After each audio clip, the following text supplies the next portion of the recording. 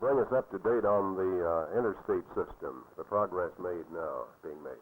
Well, Jim, it is a magnificent system of interstate and defense highways that we're building. We've been constructing that 41,000 miles for about 10 years. We have about 28,000 miles open to traffic. The mileage that we still have to complete is in varying stages of construction and acquisition of rights-of-way. I wonder if you would allow me to comment on the cost of that program. Go right ahead, Senator. I'm sure we'd all... Well, it's a costly program, of course. At the beginning, it was estimated that it would cost approximately $26 billion to do that job in the Commonwealth of Virginia and all the other states.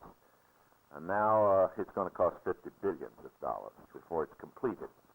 And there'll be a stretch out of that program. Instead of finishing in 1972, we'll find it necessary to run perhaps 3 years longer. That's due to the increased costs of rights-of-way, to the higher wages paid to workers, and to the higher cost of materials used in the construction of the roads. So it's a $50 billion program instead of $26 billion, as we thought of it some 10 or 12 years ago. Now, we're going to have another one of these programs.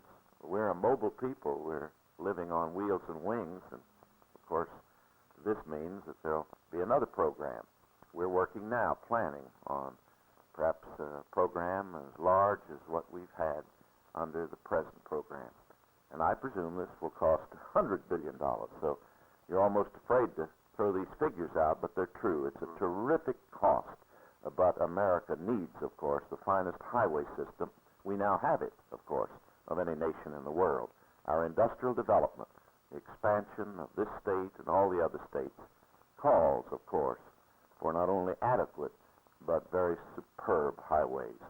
Well, Senator, another matter here that concerns a lot of money, too, and since you've been so intimately associated with education for so many years, I wonder if you'd give us the picture on that. We were talking about something just before the interview. I think it's very interesting. We were talking, Jim, about America being a young country, not only from the standpoint of its beginning as a nation, but also the very high percentages of young people that, in a sense, are taking over the United States of America.